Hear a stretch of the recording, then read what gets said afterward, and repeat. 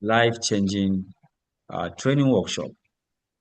This training workshop is organized by the Career Service Center, Novo Mali Polytechnic Zaria, the Research and Innovations Directorate of the same institution, that is Novo Mali Polytechnic Zaria, and with the collaborations with international institutes of online education, Nigeria National Center, domiciled in Ahmadu Bello University Zaria. This workshop is a build-up from the first workshop which we did around March to April this very year. The last training recorded a very huge success, and we here at the center or at the institutions, we found it very, very important to build up from such successes recorded. And that is why we came up with this workshop. I don't need to go deeper. You know the role of artificial intelligence is playing in research, in resource productions, in publications, in so many aspects of academic activities. So seeing that very, very important role, so we found that there is a need to not only to create awareness, but to bring our academic ecosystem on board on this very, very crucial tool that is changing the life or the landscape of the entire human life. So we sat down and found that what is the Mala Haruna, mute everybody, please. Mala Haruna, Dala, mute everybody. So sorry. So that is, we found out what is going to be the spare we are going to touch, because when it comes to the issue of artificial intelligence and its applications in broader sense, is very, very broad. You will find that it's touching almost every aspect of, as I said earlier, the academia. And that is why we selected the topic smart research. And then how we can leverage this AI in our research, literature review, data analysis and visualizations, as well as how can we be able to go about doing other academic activities, producing memo, producing questions and their marking schemes, how we can be able to bring our student on board. And the most important and central is the ethical utilizations of this very, very important tool. We found that we are facing a lot of problems when it comes to the ethical utilizations. So we felt this is another area where we need to bring our participants on board.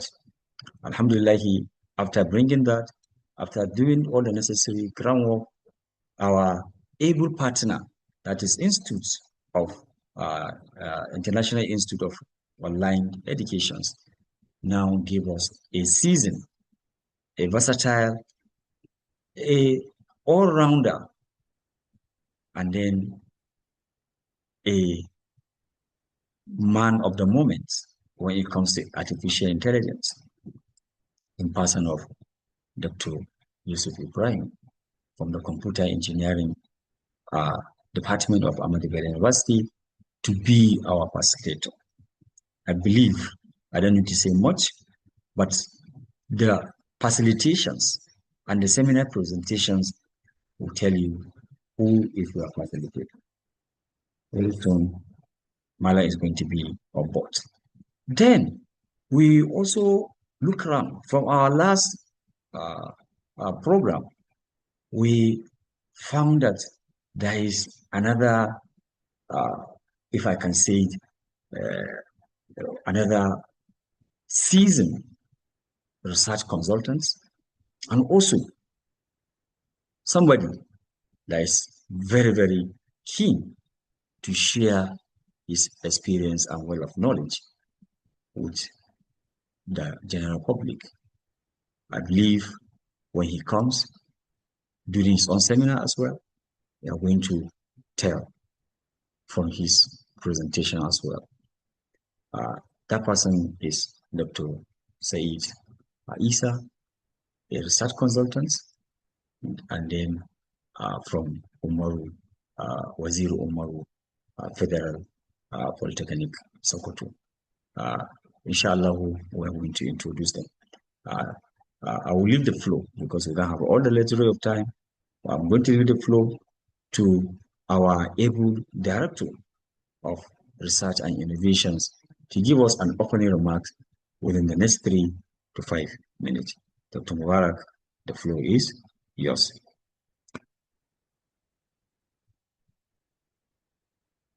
Dr. Mubarak.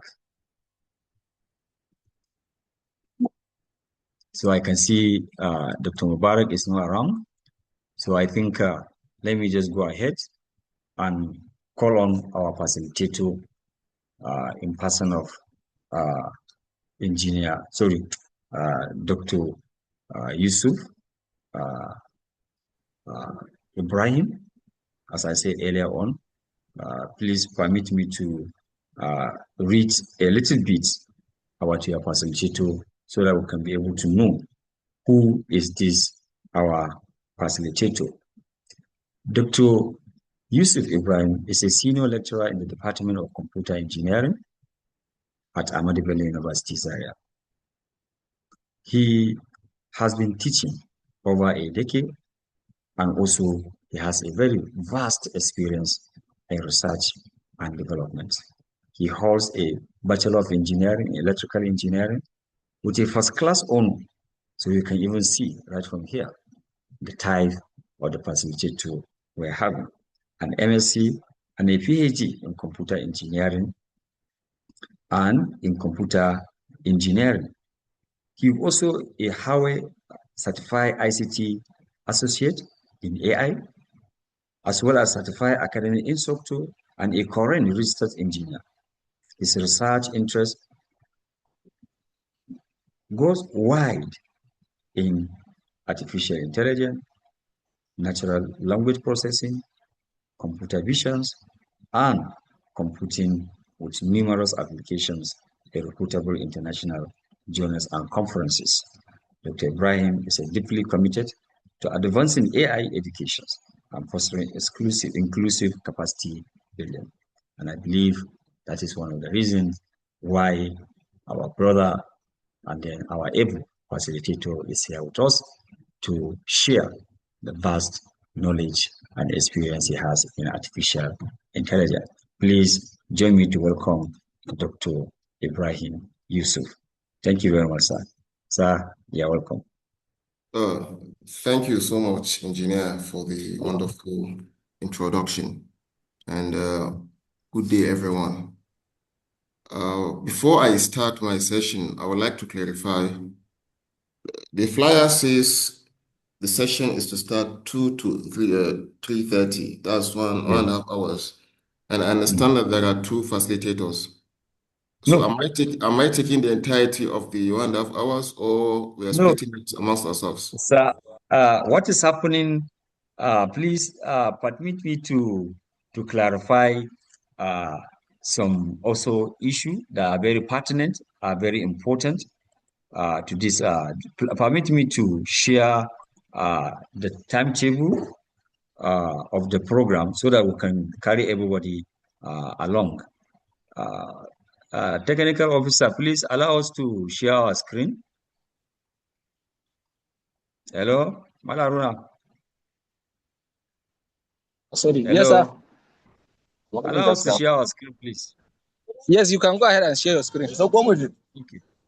Are we seeing the screen, please, participants? Hello. Hello, participants. Yes, you can see your screen. Thank you very much. This is how the program is designed. The duration of the program is 4 weeks. That is, as we are starting today, the program is coming to an end, inshallah, on 8th of January 2026. We have seminar presentations twice in a week. That is Tuesdays and Thursdays. The time is 2 o'clock, 2 p.m. to 3:30 p.m. And the mode is through this platform that we are quite using for the seminar presentations. We have the Google Classroom, which is going to serve as where our assignments and other materials are going to be shared with the participants. So we are expected to have end of the week assignments, which is coming up on Saturdays. And then we are going to have end of the week quiz, which is coming up on Friday by 4:30 to 5:30. So where are we going to be submitting our assignment, our project, is through the Google Classroom. That is why we are urging all the participants to ensure they joined the Google Classroom so that they can be able to have their assignments, and also we are having discussions. You can place other materials, either the videos or the text or any other relevant materials that can assist co-participants. As of today, we are starting with that is week 1, and you can see from the table we have the introduction to AI tools for academic excellence, which is going to be presented by our able facilitator.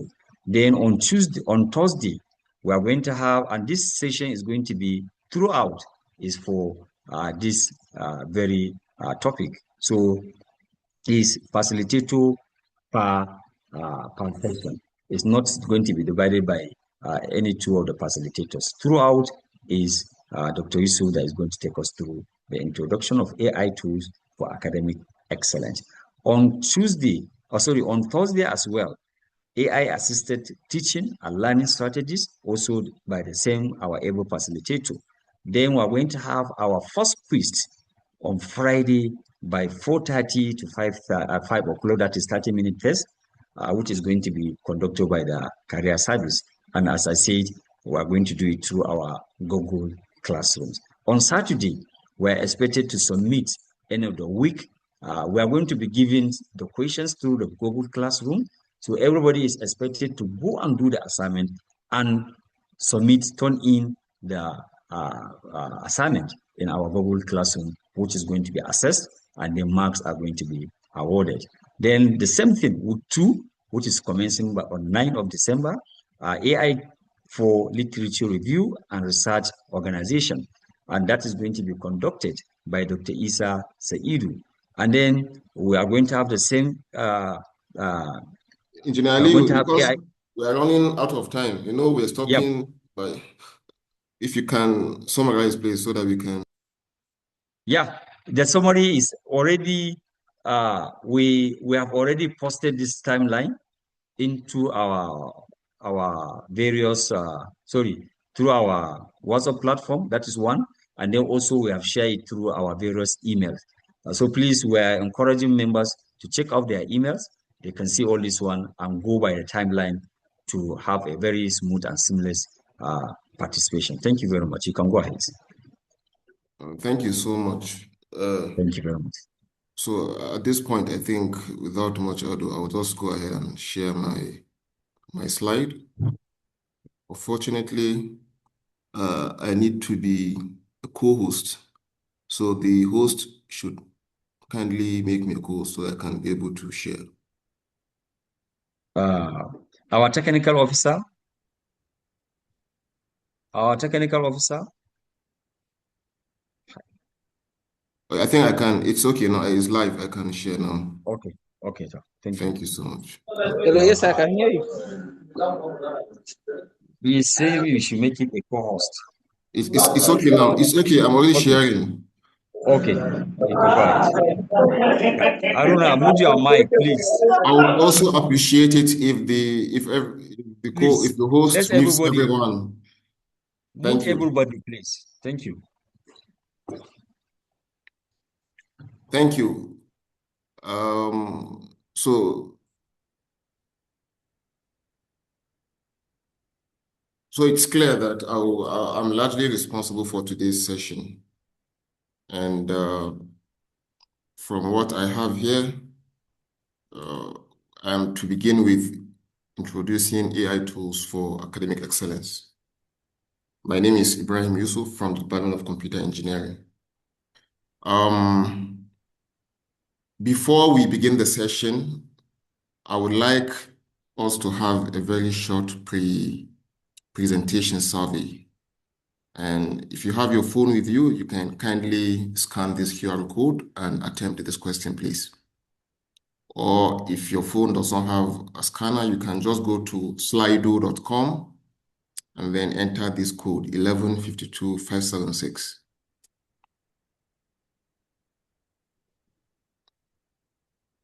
If your phone is with you, kindly scan this QR code and then attempt to answer this question. Alternatively, you can open any browser and enter slido.com and then enter this code.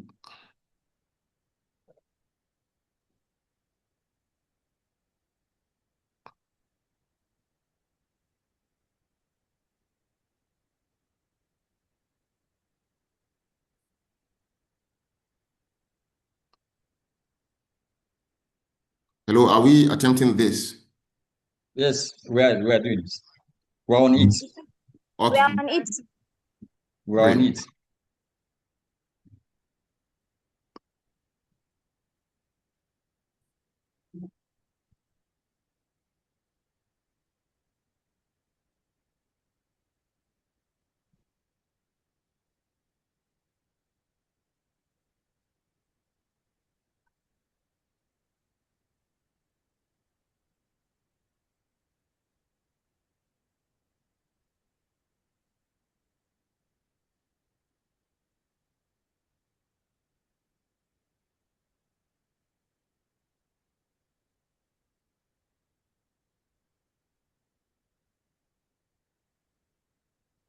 Okay, I can see two responses. Somebody said automation. Someone said ChatGPT. I need 3 more responses before I can go, please. I want to gauge the...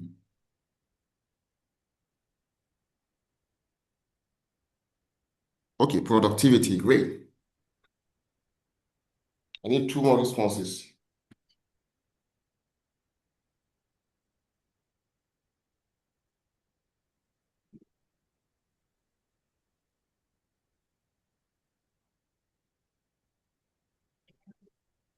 Fast, okay. ChatGPT. So apparently, the word that has the highest frequency is ChatGPT. So it's okay. I understand where you're coming from. I would also like us to attempt this next question, please. What AI tools are you most interested in learning about today?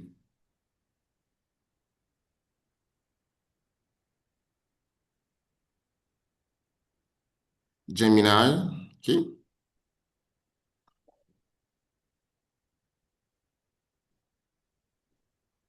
Research Rabbit, okay. Gemini, ChatGPT, the best one, site, okay. Thank you.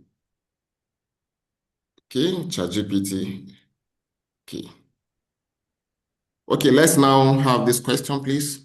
On a scale of 1 to 5, how confident do you feel about using AI in your academic work? You can choose whichever one. Okay. Okay. Okay. Okay. Okay. Okay. It's great. So the average size score is 3.8, I think. So that's fair. So we're all welcome to the class, and as we proceed with this lecture, the singular goal is to provide university students, polytechnic students, colleges of education students, as well as the educators with a high clarity, structured introduction to using AI tools responsibly and effectively for learning, teaching, and academic research. And I hope that by the end of this session, we should be able to achieve this largely. Now, the agenda for today's discussion is fourfold. We'll look at the introduction to artificial intelligence in general and large language models in particular. We would also go ahead and look at what we call prompt engineering. And more specifically, we'll look at some 6 proven prompt strategies based on guidance from OpenAI. OpenAI is arguably the #1 company that do AI development and production. They are the ones that developed the popular ChatGPT. And then we'll look at a brief use cases of applying AI in teaching and learning. And of course, like engineer rightly mentioned, that beyond learning the technicalities of these tools, it's always very important for you to know how to use them ethically and responsibly. Now, somebody may ask, probably you're aware of these answers, but it is some open question that people always ask, that why is it important for us to be AI literate? 5 years ago, 10 years ago, I know the campaign is mostly about digital literacy. If you go to educational institutions, if you go to industries, the mandate is that people should be digitally literate. But in the era of artificial intelligence, we move a step ahead, isn't it? While being digitally literate in general, you also need to be AI literate in particular. And this because AI is rapidly integrating into professional and academic workflows, believe it or yes, students, educators, administrators, etc. Therefore, developing AI literacy is very crucial for students and educators to remain competitive and effective in their fields. And I assure you that when these tools are used correctly, then there's every likelihood of having tedious tasks being automated. This allows for deeper focus on critical thinking and complex problem solving. Admin, I would appreciate if we mute everyone, please, because I'm being distracted by the background noise. Thank you. So the first question we should ask ourselves is, what is AI? Even if you're not from computer science or engineering, it's always important for you to know at a base level what AI is. Artificial intelligence is a short form for AI. Artificial intelligence, AI, basically involves designing systems that perform tasks that need human intelligence. And this could be learning, reasoning, language understanding, etc. If you look carefully, learning, reasoning, and language, these are things that are inherent traits of human beings. Now, artificial intelligence tries to answer the question of how to design machines that can be able to have some sort of these human traits, being able to learn, being able to reason, and being able to engineer. Yes. I'm trying to get the person that is making noise. It's never me, please. I'm sorry. Let me continue. Okay. So artificial intelligence is broad. It's a very broad field, from robotics to machine learning to Bayesian inference, etc. But by far, the most popular area of artificial intelligence that's gaining ground now is what we call machine learning. Machine learning simply means trying to develop a machine that learns from historical data. There are several sub-classifications. We're not here to discuss machine learning. And amongst the classes of machine learning, by far, the one that gains most popularity is something called neural networks. Neural networks is inspired by the way our human brain works. And it turns out that the way we mathematically model these neural networks is to have what we call the input layer, the hidden layer, and the output layer. And whenever you have a neural network that has more than one hidden layer, we call that a deep neural network. And that's where the area of deep learning becomes very popular.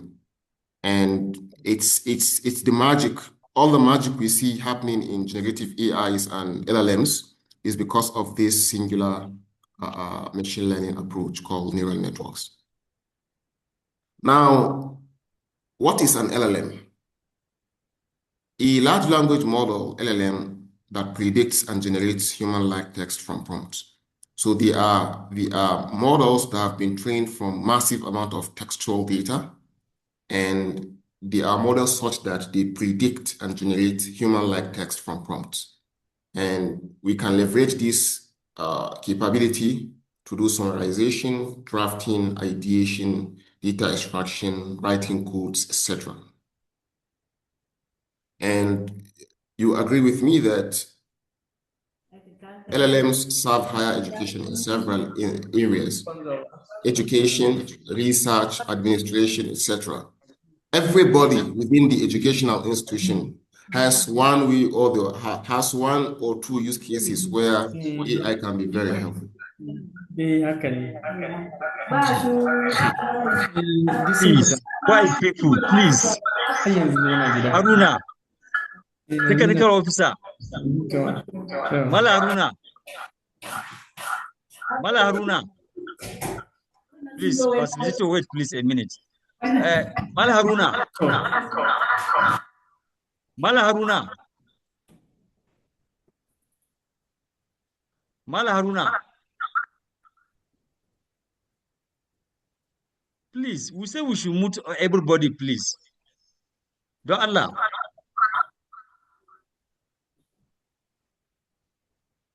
Habibu, please, Habibu, mute your mic. I think we should start removing you if you didn't mute your mic, please.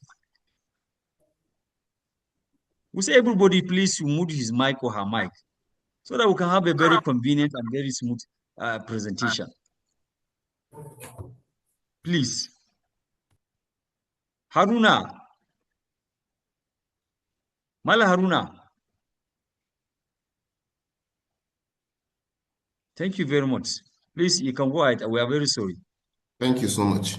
So at a base level, the large language model is simply a model that's trained on large textual corpora, and it aims to predict the next word in a token.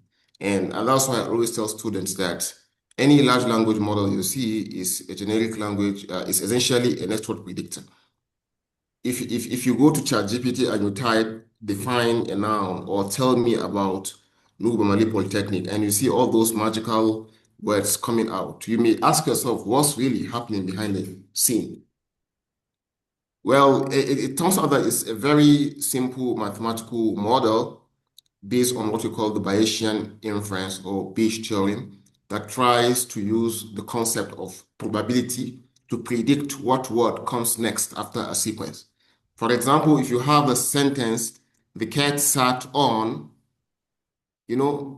what the model does, what the large language model does, is to try to predict what word is likely to come after this on. And then it ranks them appropriately and then takes the one that has the highest probability.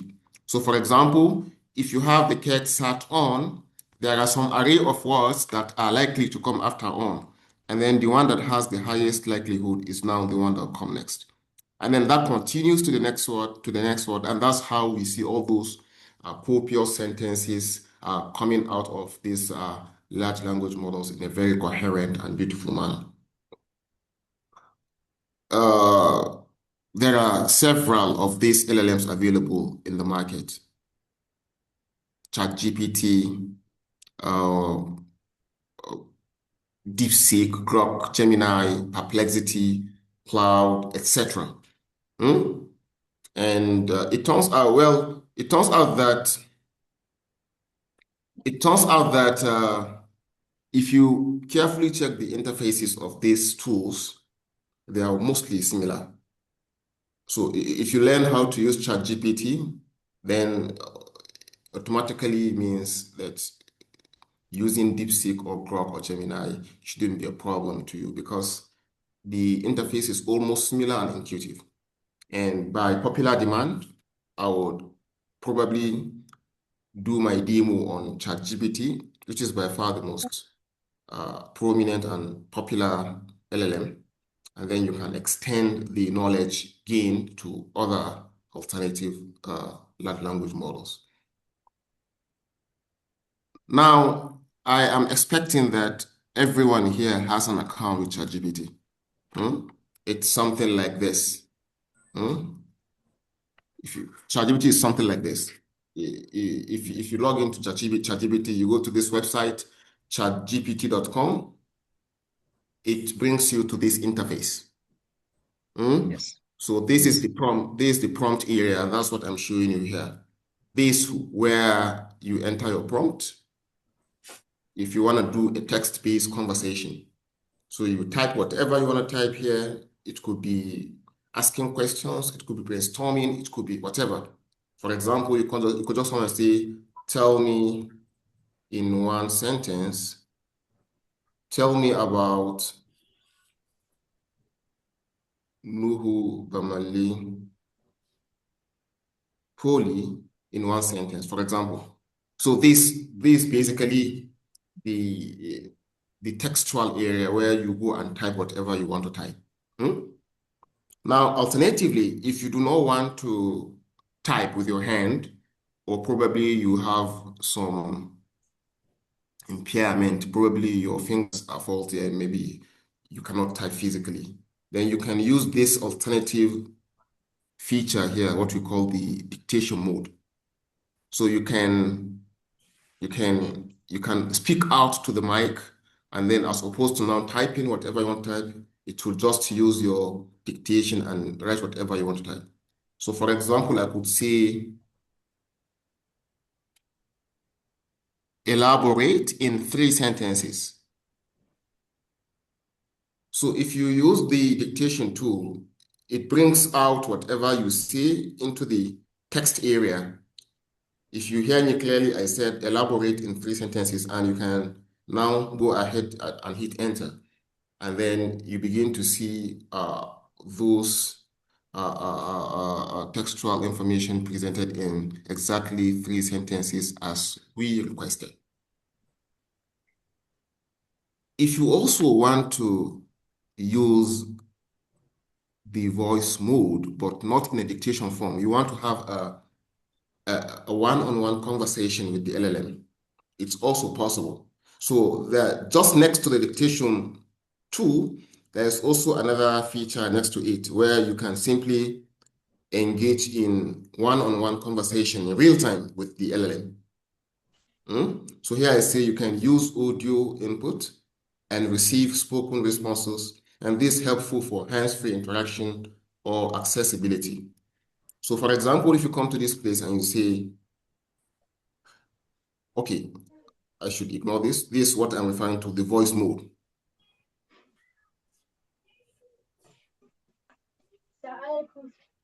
Hey there, hope you're doing well. Let me know how I can help. Who is the present rector of Nuhu Bamali Polytechnic?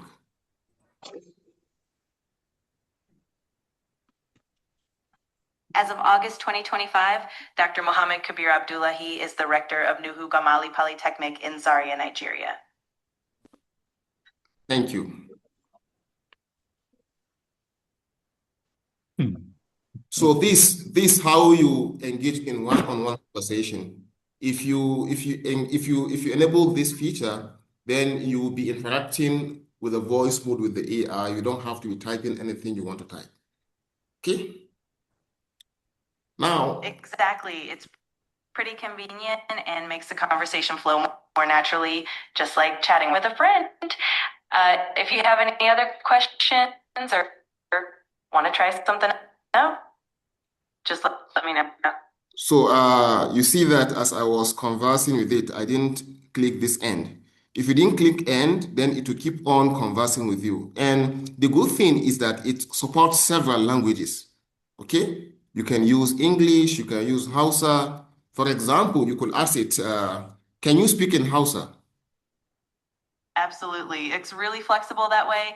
You can switch languages on the fly and it'll keep up with you. So if you ever want to chat in Hausa or any other language, just let me know and we can definitely do that.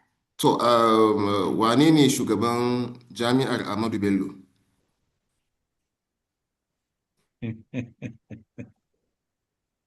A watan Fabrairu na shekarar 2025, an nada Farfasa Damo Ahmed a matsayin sabon shugaban Jami'ar Ahmadu Bello da ke Zaria, Nigeria. To, na gode sosai. Na gode. Idan kana da wasu tambayoyi ko bukatar wani bayani, ka sanar da ni kawai. Ba matsala, na gode yanzu dai. Babu damuwa, ko da yaushe. Idan ka sake bukatar wani abu, ina nan na shirya. So this is, I've ended this. So this is how to have the natural voice interaction. And then if you come to this place, you see that where you have this plus sign, you see that there are a myriad of other tools that you can use. You can add photos.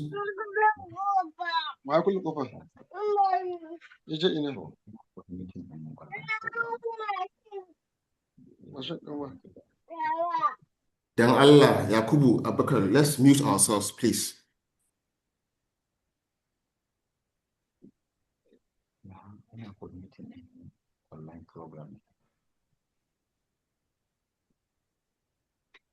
Okay, so you can add photos and files. So if you come here, you can simply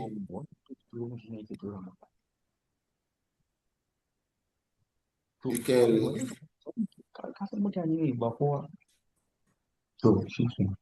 can add photos and files here where you can attach documents, PDFs, presentations, etc. in order to summarize, analyze.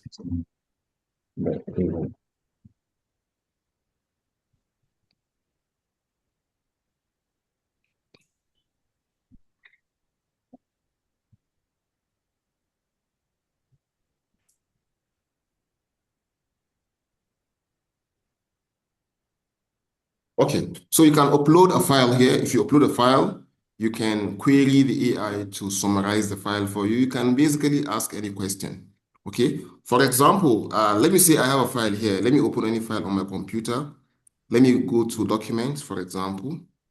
Let me go to documents and see if I have, let me go to courses.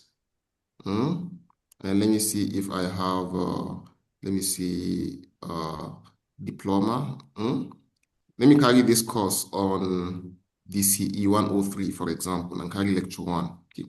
So what happened is that you can come to this place, you can come here and then attach this. You can attach a file, just like I have it them here. You can go to courses, go to, let's say, diploma, and then maybe attach a file here. And then you can click it here.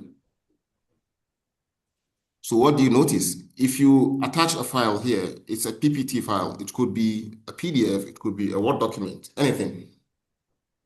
Once you upload the file, you can simply go ahead and ask anything based on what you've attached. For example, I could ask it to summarize the attached presentation in, let's say, 2 paragraphs.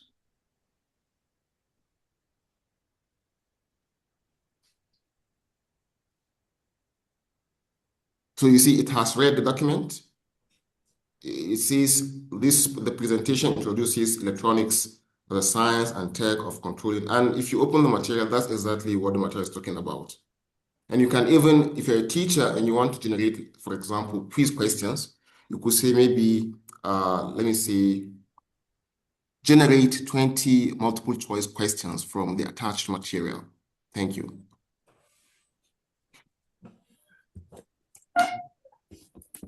So you see, this is a material that you've given to your students, and the course is on electronics.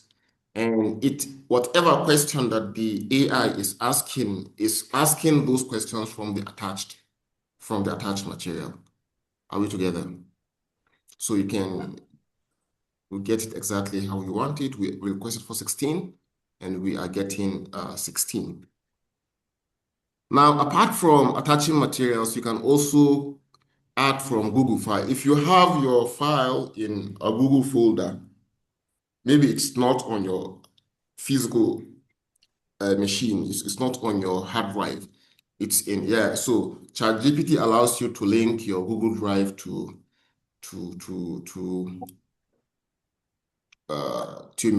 your AI, to LLM, and then you can be able to now ask any question as though you have a physical material attached to it.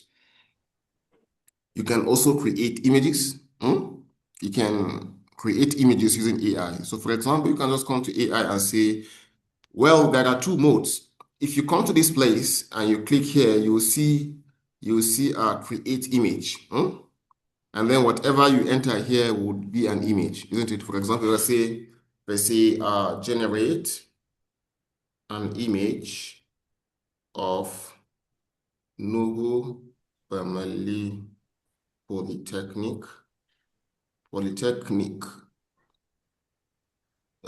Zaria, listening to an online lecture on the fundamentals of AI. Okay, so this is just a prompt you've written, but because you have enabled that create image feature, it would go ahead and generate the image exactly the way you want it. So it may take some time, but probably we'll just continue with another. Let me see, is it ready?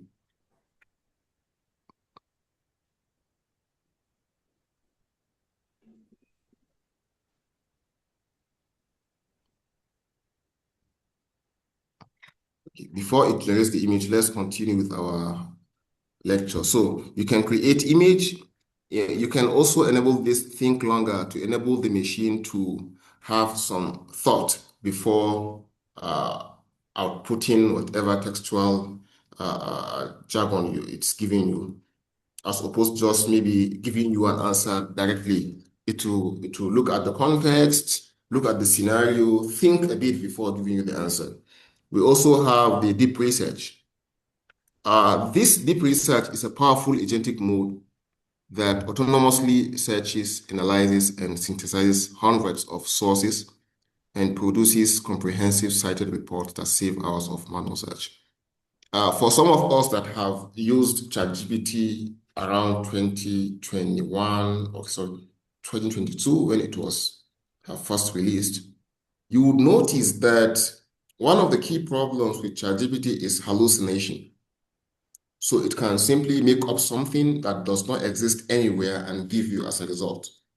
And people that relied on these tools for academic research, one of the key things that AI ChatGPT does is to give you references that do not even exist.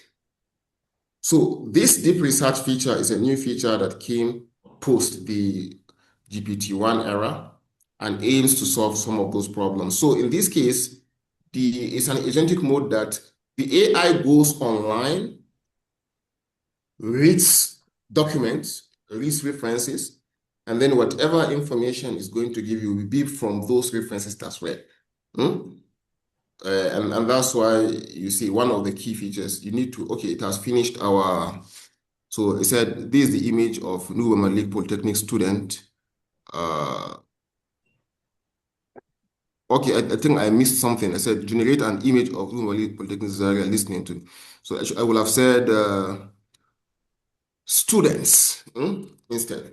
So if you write a prompt and then it's not giving you what you want, just go back to the prompt.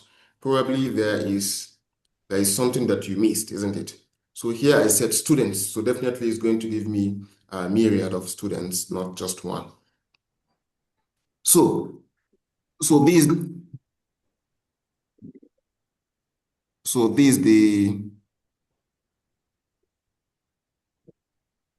the research mode. We also have the web search. The web search is a built-in browsing feature that allows you to have access to current information beyond training cutoff.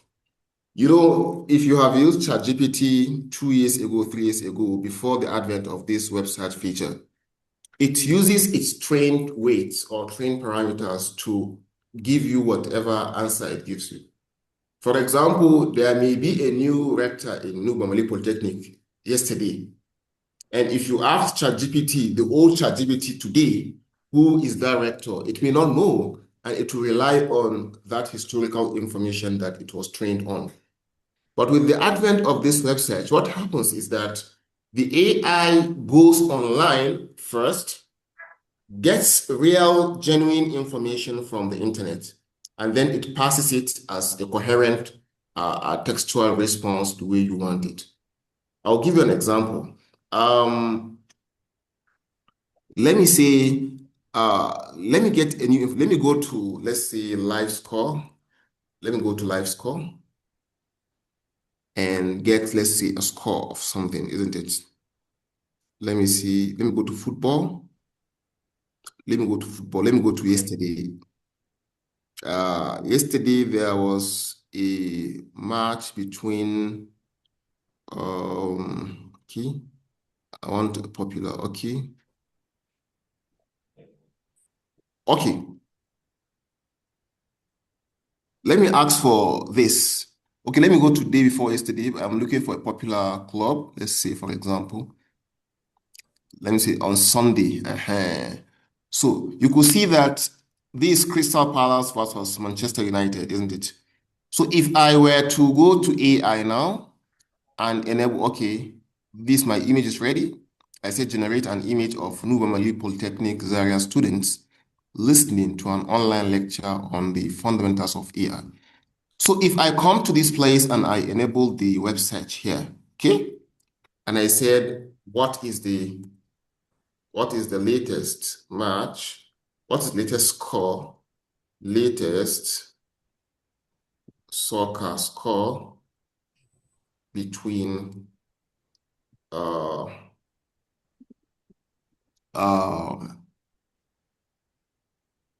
let me say between Crystal Palace and Manchester United. Let's see. Between Crystal Palace and Manchester United. So the key thing I'm emphasizing here is that if you were to ask without the search, probably prior to this version of ChatGPT, it will simply output anything that the weight of the model decides to give you. But when you ask a question that requires the AI to get recent information, especially when you enable the search, it will first of all go online, get the latest information, the genuine information from the internet, and then it passes it the way you want it. So if you come to this place now and you hit enter, you'll see that it's searching the web for, and then from what it has searched online, it's now telling you that, okay, the match is Manchester 2 and Crystal Palace 1, and that happened on Sunday, November 30th. And that's exactly what we have here.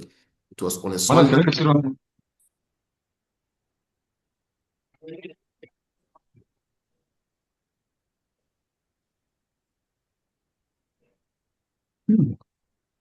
Okay. So we also have the canvas. Here is another also very important feature that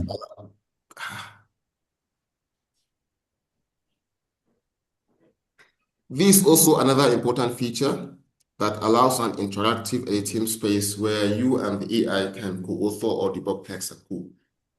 Whenever you enable the canvas, whatever output the AI gives you, you can be able to go there and edit in real time.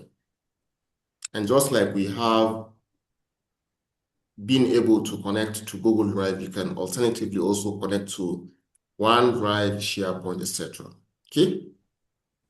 But then, when it comes to using LLMs for academic activities, there is a newest feature in these LLMs that enables you to use these LLMs as though you are before a real educator, and that's the study and learn feature.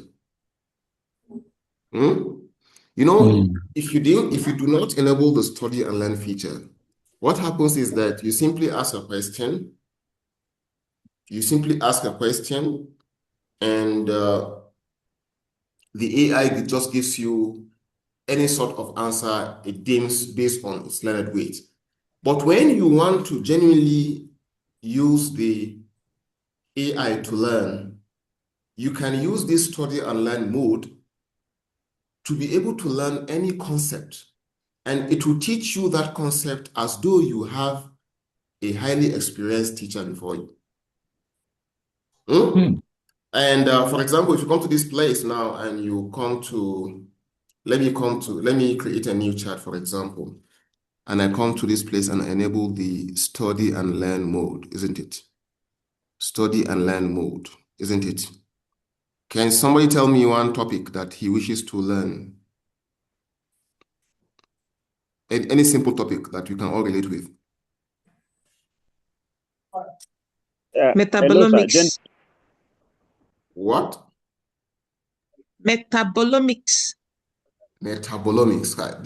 Which subject is this? Okay, I want to learn about gender interaction. Gender. Let's have something that everyone here can relate with. Gender, sir. Okay, gender what? Gender role conflict. Gender. No, I want a concept. Okay, it's okay. Huh? Let me say I want to learn. Let me say I want to learn about online trading. I want to learn about photosynthesis, for example.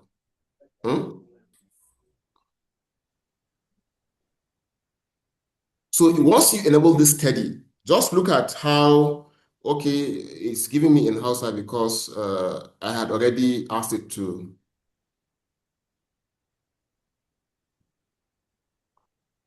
Okay.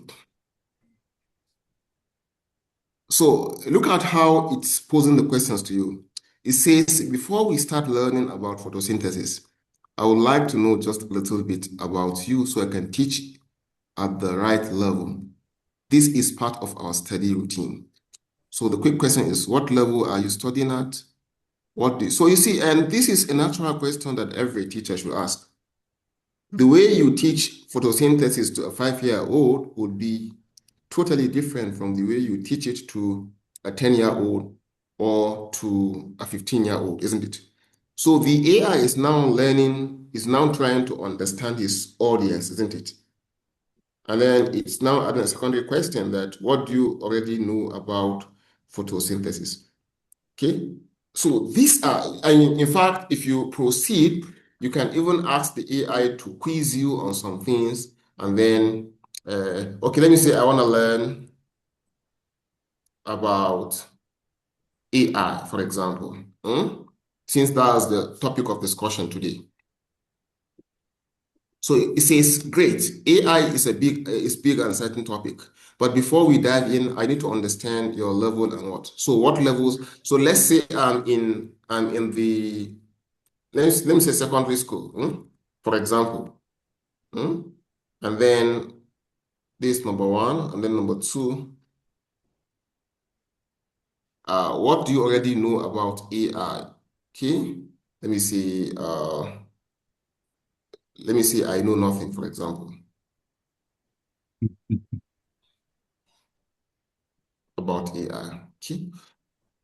So look at how the LLM would carefully craft a learning path for you so that you'll be able to understand exactly what it is.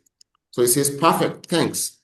Since you're already in secondary school and totally new to AI, we'll start from the very beginning and build step by step. I would guide you using simple ideas and ask small questions so you learn by thinking, not memorizing. So you see the logic, but it's not just giving you the answers, it's putting you in the right track for you to learn by thinking as opposed to learning by memorizing. So now it gives you something that says, means making computers or machines able to do things that normally need human intelligence. For example, blah, blah, blah. And then it's now saying your turn. It's giving you one small question. When you hear AI, which example makes the most sense to you? Voice assistants, robots, or something else? Let me say robots. And look at how the AI will now respond to you. It's a great choice. Robots are an easy and fun way to understand AI. Blah, blah, blah. It gives you how they work and what have you, isn't it? Are we together? So Yes, sir. let's continue. The good thing is, even if you're using most of the alternative LLMs we have also have this feature. For example, if you're using Gemini, even if you're using, let me see, Gemini, if you go to gemini.com, you'll see that it also has this feature where you can be able to, I think there's it, or if you go to, where is it? Okay, guided thinking. Okay, if you go to tools, can you see it here? Guided learning. So this like the Yes. similitude of Study alarm. study and learn that we have in Gemini. And if you go to the others also, I'm not sure if DeepSeek has this feature. Let me check. I'm not sure if it has this feature. It doesn't have it because it's, of course, it's a free version, isn't it? So it's your responsibility to be able to now explore all the alternatives and see which one gives you the best thing.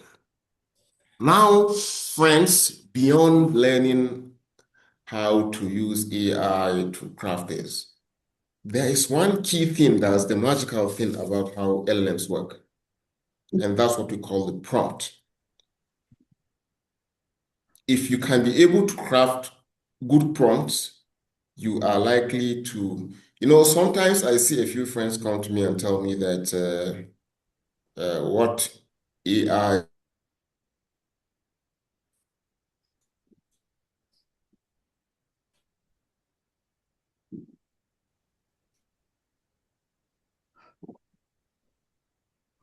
Hello?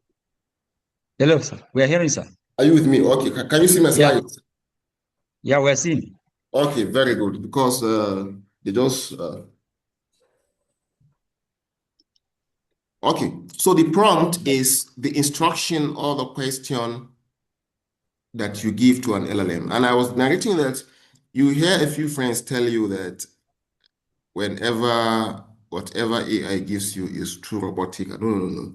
Once you learn how to craft meaningful prompts, then you are guaranteed that you're going to get whatever you want in the way you want it. And there is something called prompt engineering, which is the skillful design of prompts in order to get the best, most relevant, and most accurate output from an LLM. So the prompt is like your chisel, okay? If you are doing craft. And the core idea is that these tools are garbage in, garbage out. If you give a bad prompt, you get a bad response. And if you give a very precise and excellent prompt, you are likely to have an excellent output. So always bear in mind that you are conversing with the LLM. You are not giving it a command. So for example, let's give an example here.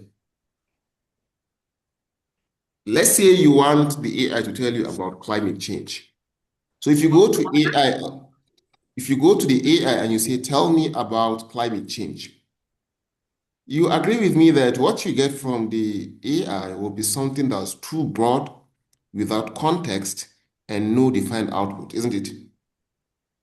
Kawai, you just said, tell me about climate change. This is a big prompt, and you are not likely to get the best of the LLM from this. How about you refine this vague prompt to something like this? Act as an environmental science professor and explain the primary causes of climate change to a first-year undergraduate student in Nigeria. Provide 3 key points and use a relatable analogy. Format the output in bullet points. In your own humble opinion, which one do you think will give you the best response? The one by the left or the right? By the right. Definitely, because you've refined the prompt so that the LLM elicits exactly what you want, how you want it, in the way you want it. And what makes this a good prompt is because it's not just fluke. It's not just fluke. It's not just random. No, no, no. There are carefully designed procedures in which you can make your prompts better. For example, there's a persona, isn't it? Isn't it? It is very Yes. important. It is very important when you are writing a prompt. You give your prompt a persona. If you give it a persona, that's how it would explain everything to you. For example, Koma, let me go back to this example I gave. Let me go to ChatGPT and create a new chat, isn't it? Kala, if I say, tell me, tell me about Nuhu Bamali Polytechnic in 3 paragraphs. Because I said 3 paragraphs, exactly is going to give me in those 3 paragraphs I requested for. But this one, I did not give any persona, isn't it? I like giving this example. In Edo State, there's one Honorable Patrick Obahiagbon that likes speaking big grammar. Do you know him? Yeah. So if you give Yes. a persona and you say write in the style of Honorable Patrick Obahiagbon. Look at what happened here now. So it's telling you about Nuba Mali, but look at the way it gives you. You see, permit me to elucidate with all the loquacious grandiloquence reminiscent of the venerable Honorable. You know, this and this, if you know him very well, this is exactly how you are, how he speaks. So if you give your AI a persona, it will refine the way it writes the responses exactly. You could maybe write in the style of, let's say, Prof. Uli Shoyinka, for example. And if you are familiar with the way Uli Shoyinka writes, you will know that this is exactly how he conveys his information. How about I say maybe explain to a 5-year-old?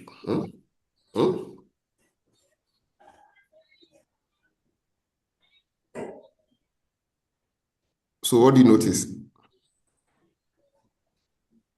It says Nuhu Bamali Polytechnic is like a really big school in a town called Zaria. But instead of just learning letters and numbers, kids who are a bit older go there to learn how to make things, fix machines, understand.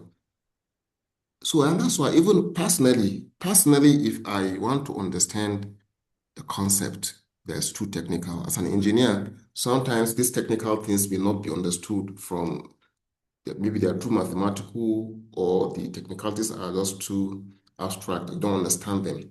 You can come to AI and then you can tell them to explain to a 10-year-old, and then it will give you in a refined example that even the dumbest of individuals will understand. So once you understand that giving a persona to your prompts fixes it in the way you want it, then you are halfway to solving your problem. Let's continue. There's also what they call the audience. Okay, there's also the task and the format. There's the context, etc. You see here, we're saying act as an environmental science professor and explain the primary causes of climate change to a first-year undergraduate student. So the way it will explain the concept will be different from the way it will do to a secondary school student or a 5-year-old or a primary school student. And this brings me to what we call the anatomy of a perfect prompt. Friends, if you want to write a prompt, if you want to ask an AI to do something for you, I always encourage my students that as much as possible, your prompt should contain these 6 key components. If you are missing any of them, then you find that your response will be lacking in one way or the other. The first one is the task. The second one is the context. The third one is the exemplar. The fourth one is the persona. The fifth one is format. And the sixth one is the tool. So the task is the specific action you want the AI to perform. Maybe write, summarize, translate, brainstorm. So wherever you have these action verbs, okay, that is a task actually. But then having the task alone will not do the magic. You have to accompany them. You have to accompany the task with some of these components like the context, exemplar, persona, etc. So the context is the background information. That's the why and the relevant details of the prompt. The exemplar, sometimes you want to give an example how it should. That's the exemplar. For example, if you go back to the example I gave earlier, where is it? Okay, where okay, let me come to this place. In Ahmadu Bello University's area, if you want to, in ABU's area, if you want to, if you want your course to be manned on CBT, there is a format in which the CBT guys want it, isn't it? So, for example, I could say generate. Let me see, 10 MCQs. Cool. MCQs from. Let me see. From the above,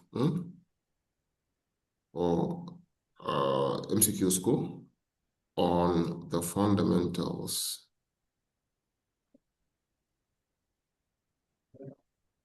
of AI, for example. You see, if I just come to this place and I hit enter, it will give me the questions in any manner in which it likes. But when you give an exemplar, for example, you could say use the following. Okay, okay. So I think it's better this way. Isn't it? So in ABU, the question, yes. Yeah.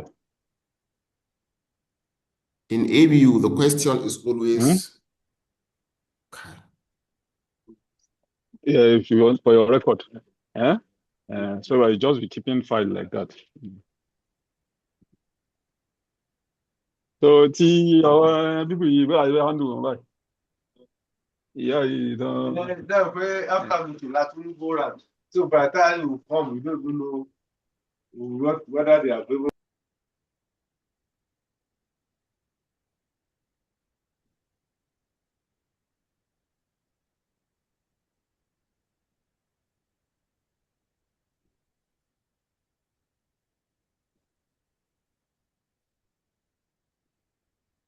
So in ABU, the question is preceded by an I think a double caret. Okay, where is it here? Double caret. I say maybe who is the president of Nigeria, for example. And then the options are preceded by at, double at, isn't it? You can say A is Obasanjo. You can see B is Bola Tinubu. And then I can see C is Angote. So, Tinubu is you. So, and the correct answer is really preceded by this tilde symbol, isn't it? So what do you notice? I am giving an exemplar to this task. The task is to generate 10 MCQs on the fundamentals of AI, but I am asking the LLM to use this as an example. So if I do this now, so it will go ahead and ask questions on AI, but it will always use this CBT format that I required of it. So in this case, the first question is, what does AI stand for? And this is the answer. The second question says, which of these is a type of machine learning? And this is the answer. This is the third. This is the fourth, etc. So we also have the exemplar, the persona. I've explained this earlier. The format, how you want it. You could say it should explain something in, I could say in tabular form, for example.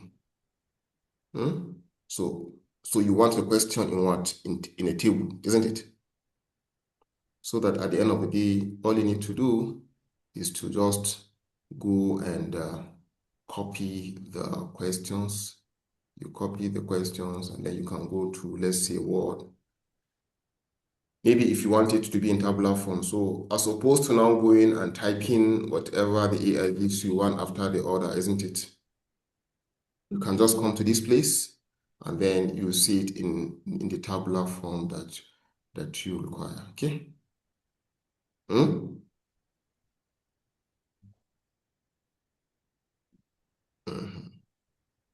So let's continue.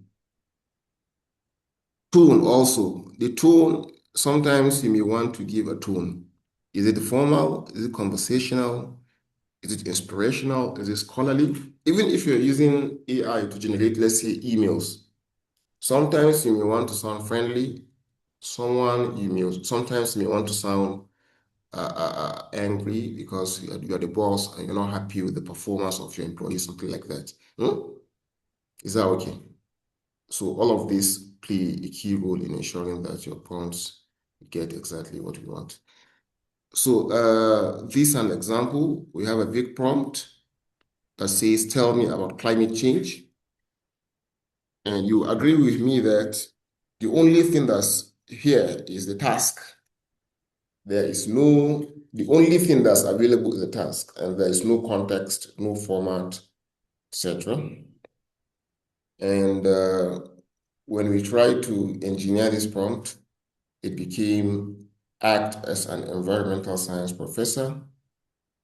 That's the persona, and explain to a first-year undergraduate student in Nigeria, that's the context.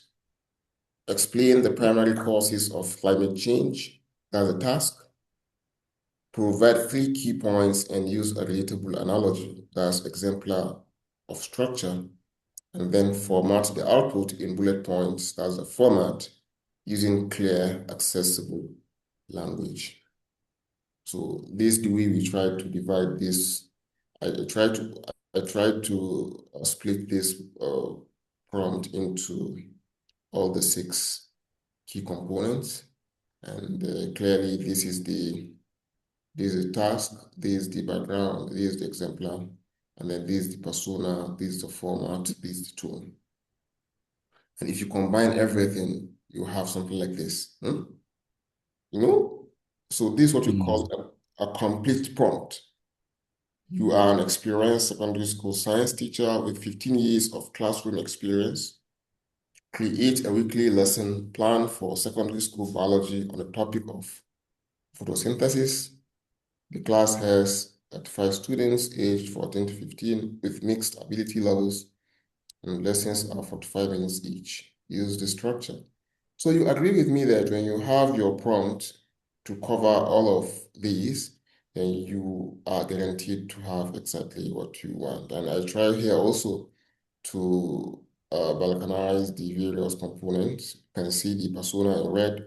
You can see the task in green, the context in blue, the exemplar in what color is this? I'm not good at color. Is it purple or pink? Don't know. It's purple. Well, I mean, I don't know colors. So, this purple go. Yeah, it's Format purple. is format Yeah. is yellow, and then tone is black. Oh, I used to confuse popular pink. yes, Uh, sir. so whenever you write a prompt, please have this mental checklist with you. Remember, there are six of them. 1, 2, 3, 4, 5, 6. So the task is mandatory. Is very duly. There has to be a task, and it is always important to have a context and exemplar.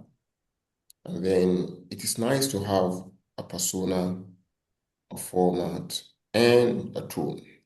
Okay, and this is how we try to to to to engineer prompts. For example, if you have a prompt that says give me a syllabus for biology, this clearly a vague, this clearly a vague prompt. And then you can try to incorporate all of those components we have it. And we try to have everything all together, isn't it? Please, we don't have all the time to be copying and pasting these prompts and juxtaposing the responses. But at your leisure time, you can try to do all of that. Nowadays, because of how important prompts are, people go and take prompt engineering courses and they call themselves prompt engineers. You see them uh, flaunting that in LinkedIn and what have you. But it turns out that there are very useful tools now in ChatGPT that can enable you to transform any weak prompt to a highly optimized prompt. And we can use what we call the custom GPTs. Custom GPT is just like you have your Android phone, isn't it? You have the Play Store. In your Play Store, you have several, you can search for applications that can do several things that run on the Android OS. So also people realize that this artificial intelligence can do a whole lot of things. So people now began creating their own custom GPTs that do specific things. And if you go to ChatGPT slash GPTs,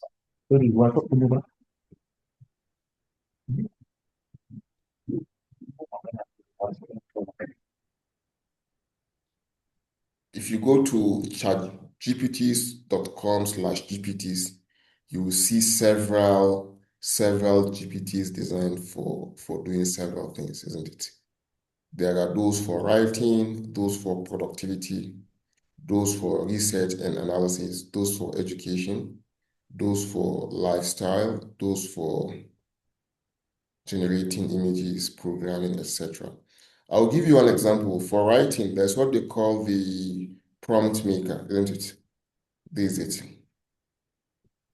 If you start this GPT, some people don't have the ingenuity of picking a weak prompt and transforming it into a highly optimized prompt. So what happens is that you can come to this prompt maker and then you can enter any prompt. Once you enter any prompt and you hit run, it's going to oh, it's telling me that I'm using the free version. Let me switch account. I think I have another.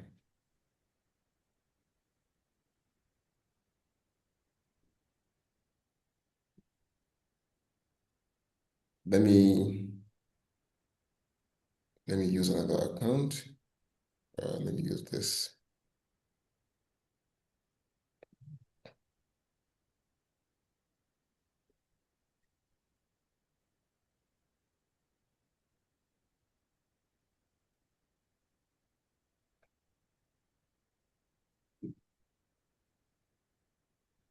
So apparently the prompt maker is just a tool that enables you to be able to, here is it, prompt maker. Let's say if you enter any weak prompt here, it will use those 6 components I've enshrined earlier to be able to design. For example, let me say prepare, let me see, draft a lecture presentation. Let's say you were asked to develop a lecture material on give me a topic, please.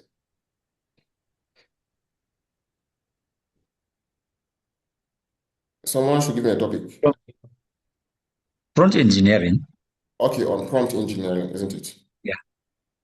Let's say maybe you were asked from your college to prepare a 30-minute lecture presentation on prompt engineering. So I know some people will come to AI and then they will draft. You can just ask it to generate a lecture presentation on prompt engineering, isn't it? So once you come to this place now, for example, and you come to new charts and then you hit on, it will just give you anything it likes, but without any order, isn't it? So maybe it will give you the title slide, why, learning objectives, blah, blah, blah. But if you come to prompt maker here, and you paste the prompt here, and then you come and say, let's see, transform the above, the above, then you can now say from a simple prompt to an optimized prompt, and then you hit enter.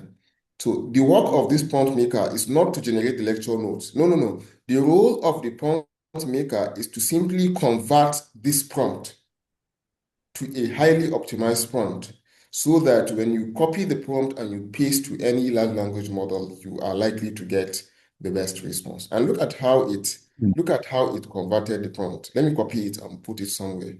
Let me go to Word.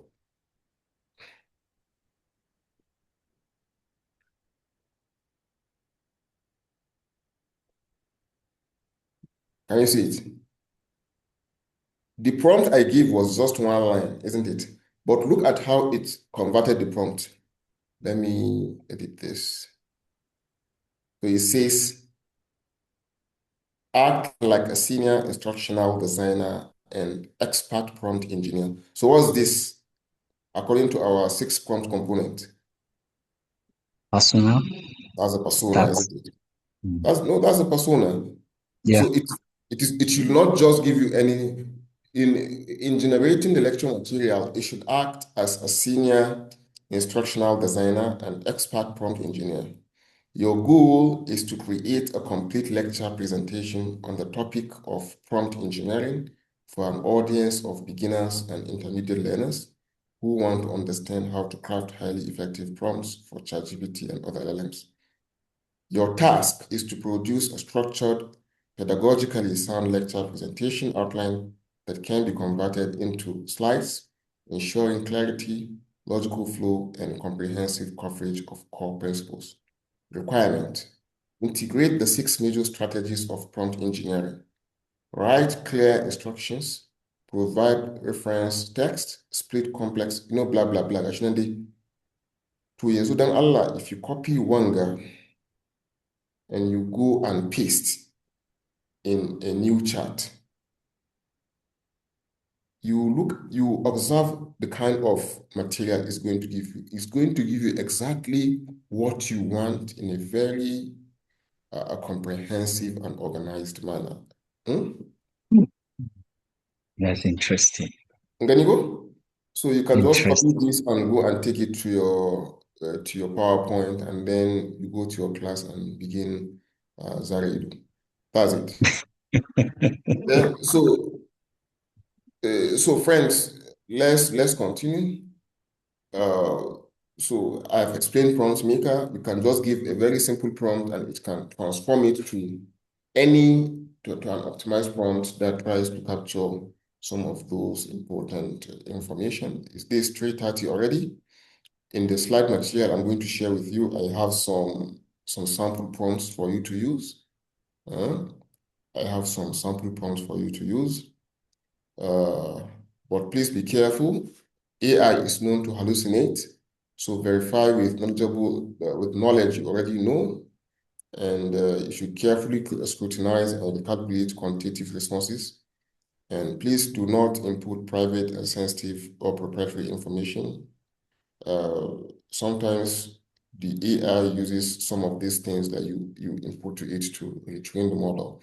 And if you are pasting students' personal identifiable information, for example, and they do not want you to do that, you may be violating some section of the Nigerian Data Protection Act, and that can cause some serious litigation. So these are some ethical rules that I've enshrined, and then these are don'ts. And if you really want to use AI to analyze some information that you think is private, then ChatGPT has this temporary chat feature. Let me show you. If you go to new chat on ChatGPT, you see, can you see it? Turn on temporary chat. So once you click this, you see that the interface becomes black. So this like your incognito mode in browser. If you go to browser and you right click and you say open in what? If you say open in incognito mode, it will simply open it in.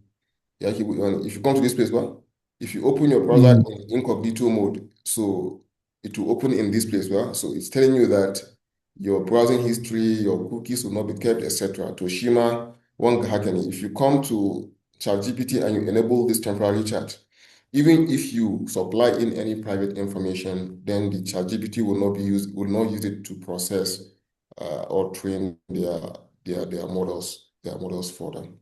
Thank you very much for your attention. This is already 3:32, and before we end the class, I would like you to please take this short quiz.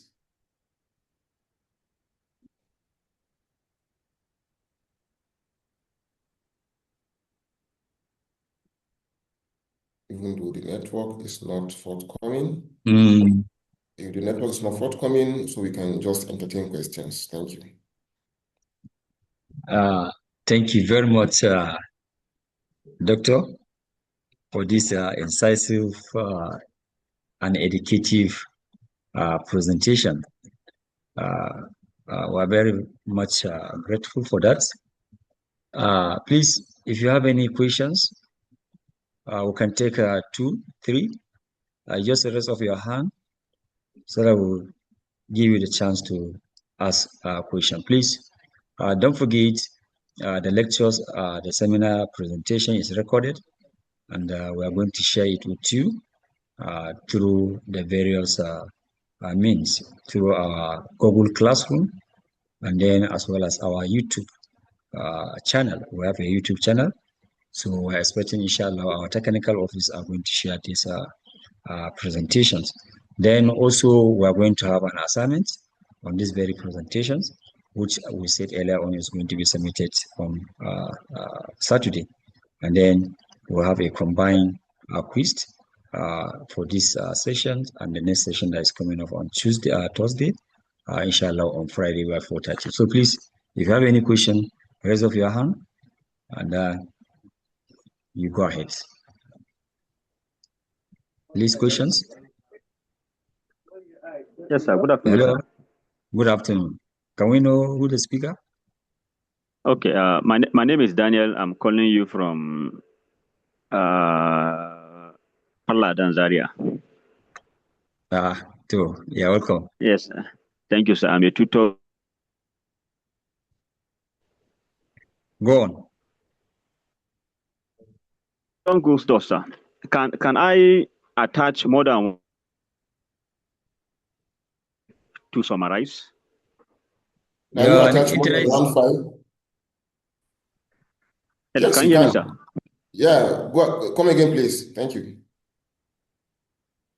Okay, and is there like a kind of limit to the size of the material you can attach? Because sometimes, oh shit. Hello, are you with Okay. me, sir? Yeah, I get you. I get you.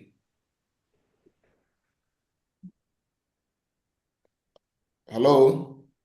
Hello, I'm with you, sir.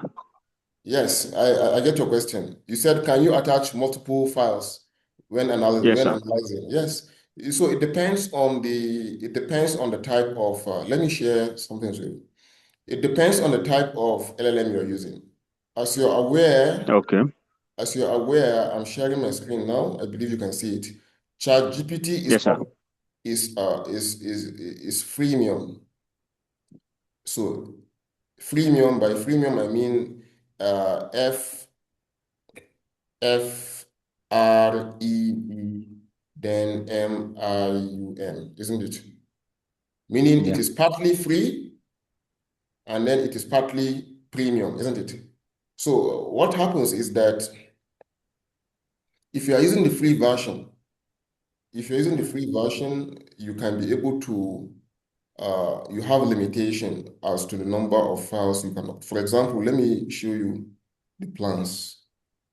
Cool. Okay. Pagani, the one I'm using is the free version, isn't it? And Yes, sir. you can only upload limited number of files, isn't it? But Yes, sir. when you pay for the Go, which is I think 7,000 naira per month, cool. Mm. So it gives you a longer chat, and you can even upload you can upload more content. And the same experience Okay. happens if you now go for the plus version, which is 31,000 naira 500 per month.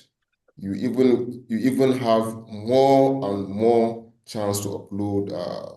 But Akwe one that she is entirely free. The one that's entirely free is DeepSeek. Huh? Yes, sir. And for DeepSeek, you can upload.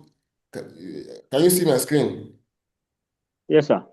So you can see that it says you can upload documents or images maximum of 50. You can upload up to 50, and each of them Okay. should be 100 MB each. So then Mm. I can come here, for example, and I can upload lectures 1, 2, and 3 together. Hmm? Yes, sir. Can you see it? Mm. And Yes, then I'm looking. I can now accompany the upload with any question I want to. Maybe I can say summarize this Gabate material in one paragraph. Or so this is Mm. helpful for administrators. Maybe you have some communications, maybe 3 here, 2 here, 4 here. You can just combine everything and then upload to the LLM, and then you can add it to summarize or to bring up a policy document, something like that. I hope that helps. Yes, sir. I really appreciate it, sir. Thank you. Thank you. One Any of the questions? participants asking, okay, she's asking how to analyze data using AI. Yeah, so basically, if you want to analyze data using AI, I want to expect that you are already familiar with one or two data analysis tools, isn't it? Mm. For Yeah, example, can you see my screen? yeah, we're seeing.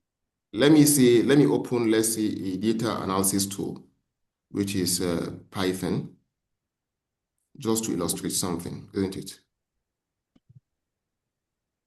Mm. So for example, I can carry any data set.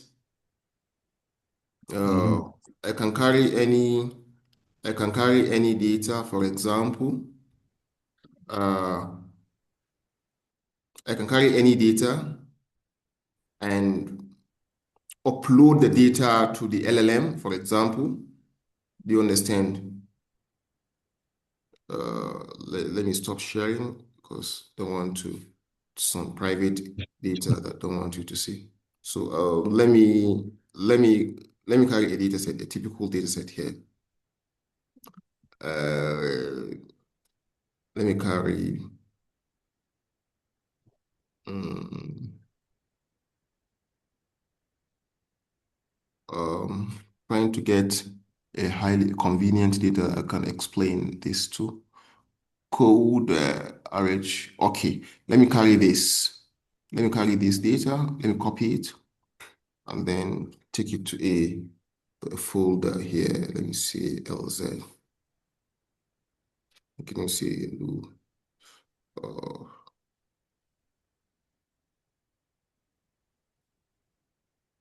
Nuba Poly, isn't it? Yeah. Can you see my screen? Yeah. No yet. Okay. It's okay. It's deliberate. It's deliberate. It's deliberate. It's deliberate. That my boss will go so. So let me say, okay, let me just leave it like this. Let me call this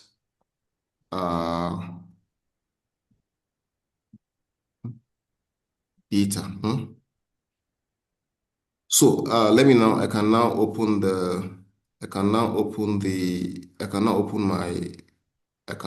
my screen, for example. Okay. So can you see that? Can you see this data now?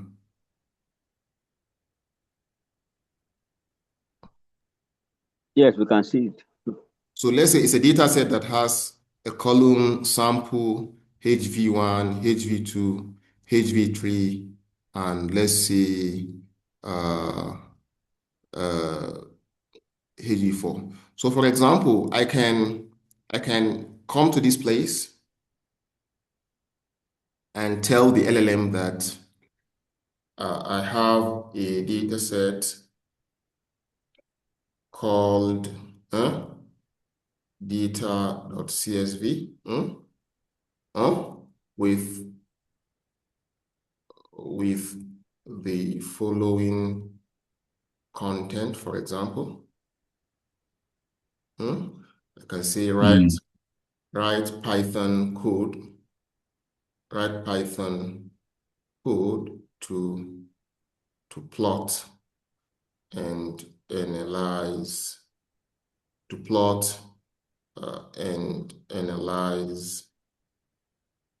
this data, for example. So once you do this, well, we're assuming that already, Dama, you know how to use Python, isn't it? Is that okay? Yeah. So maybe if you come to this place and you open, let me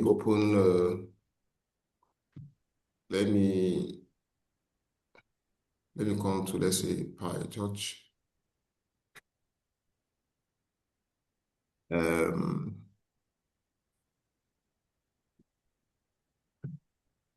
So I know if I explain with one example, then you can be able to apply to any other example that you want to apply to, isn't it? So let me just close this.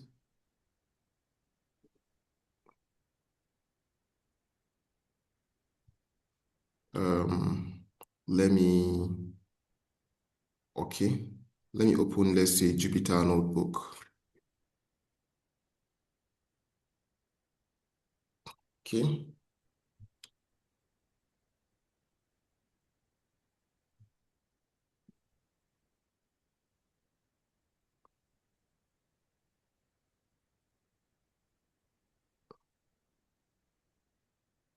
Okay. So let me navigate to the environment where the data is, isn't it?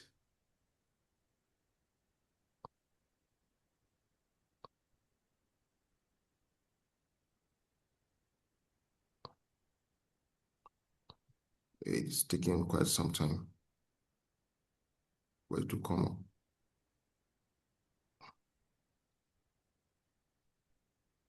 Okay, let me go to desktop. I think it is in Nuhu Amali Polytechnic.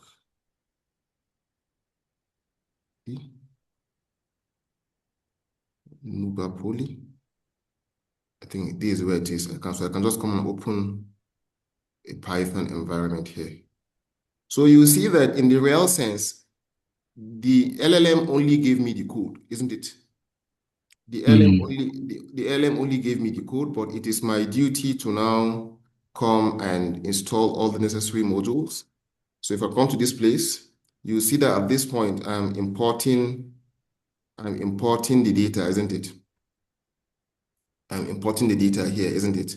And when you run this now, there might be errors, but it will analyze the data in the way you want. If you have any specific requirement, you can just give it, and you can see that it has analyzed. This is not Python giving you data. This is Python, but the code you got is from the LLM, isn't it?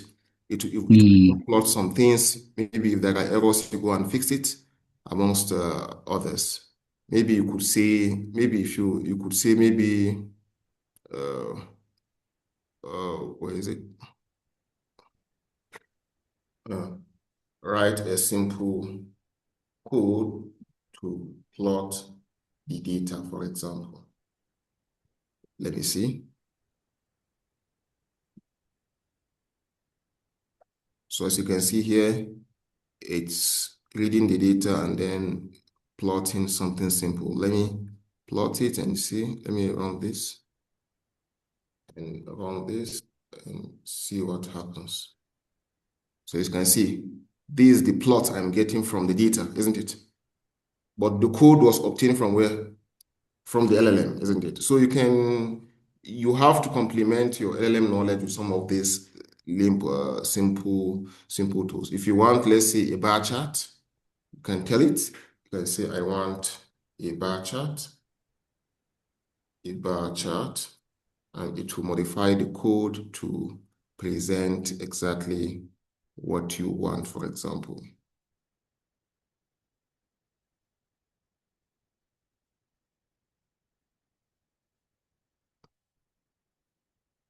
So now I'll see what information I'm going to have here. And you can see that I got exactly the bar chart that I requested for. So I hope that helps.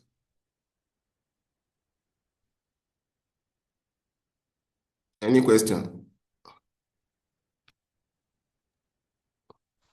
Yes, please. Good evening, sir. Thank you for a wonderful lecture. Thank you.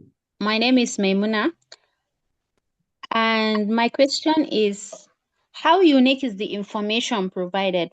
Is it the prompt that will determine whether the same information will be given out to somebody else?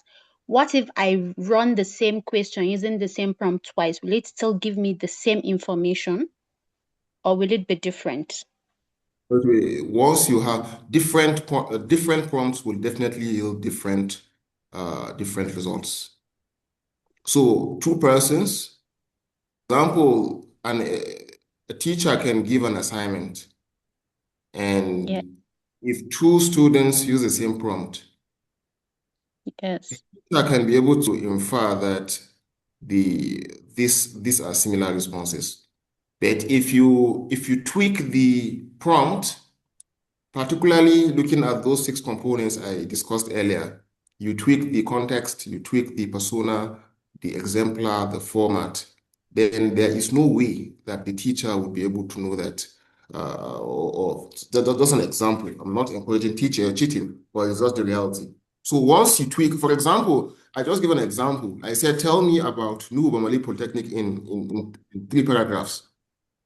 It gave me generic response, and I asked the AI to write in the style of Wole Soyinka, for example, and it will totally distort the way it writes the response. If I ask it to write in the style of whoever writer is your favorite, it will do that in that particular style. You personally also, if you have some articles you've written earlier, like 10 articles, 15 articles, and you want the LLM to respond to you using your own style, so that whoever is familiar with the way you write will say, this is Maimuna writing. The AI will do that without any problem for you. So even if the teacher is already familiar with the way you write, and you upload several of those your articles to the LLM, and then you now instruct the LLM to write in your style, then definitely the response you get would be as though it was Maimuna that's drafting that response. Okay, I get it. Thank you very much. Thank you. Doctor, before anyone, we have please, I'm not clear on the lecture notes presentation using ChatGPT. I think this one can refer to the video which we are going to release so as to save time. Here is another question for you, Doctor. Can you please share with us the PP documents, the PPT? Hello? Yeah, of course, it will be available to all the participants. Thank you very much. This one is saying, I have been using ChatGPT and DeepSeek for 3 years. What makes this online lecture so interesting to me is the front. Thanks for sharing the knowledge and experience with us, sir. He said, please, the front maker, is it an application that we can get from Google Store or App Store, or it is in the operated? It is in the GPT store. So I just give an example. The way we have App Store and Google Play Store, ChatGPT also has its own store. We call that the GPT store. So if you go to chatgpt.com, if you go to chatgpt.com/GPTs,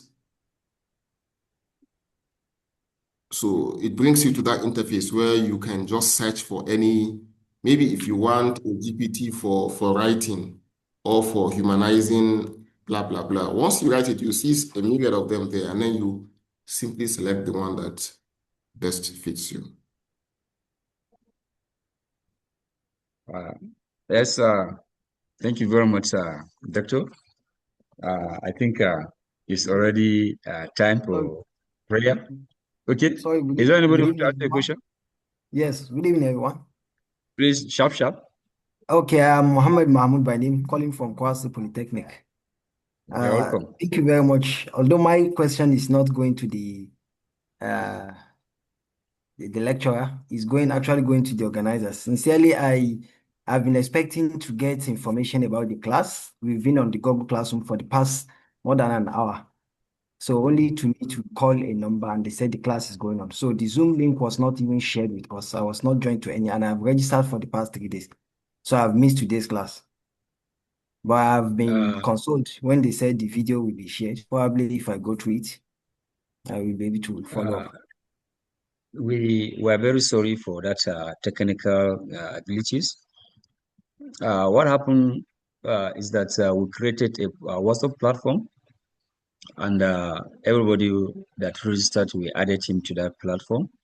I don't know why you were not added and some other people, but we are very sorry. We'll take care of it.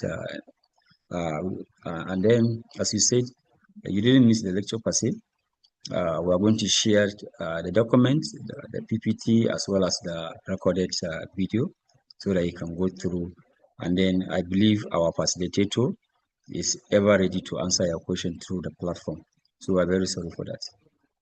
No problem, sir. Thank you. I've been added already. I've been added now. Okay. Thank you very much. Thank you very much. Thank you, Dr. Yusuf. I will call later, Doctor. Oh, thank you so much, sir. So thank you very much, Director Yusuf Ibrahim, for this educative presentation. Once again, we quite appreciate the simplicity and how you carry everybody along the lectures. We believe on Thursday we are going to have another session, and the same facilitator is the person that is going to handle that sessions as well. So thank you very much, Doctor. We wish you all the best. Then to facilitate also the participant, for your information, we are going to share the recorded versions, and then we are going to place the first assignment, but the assignment is not going to be submitted till on Saturday by 6 p.m. That is going to be the deadline, inshallah. If you have any questions, you have any observations, you have anything to add, please, you are highly welcome. As we are closing, we're saying bye-bye and wish you all the best. Thank you very much till we meet on Thursday, inshallah. Thank you very much.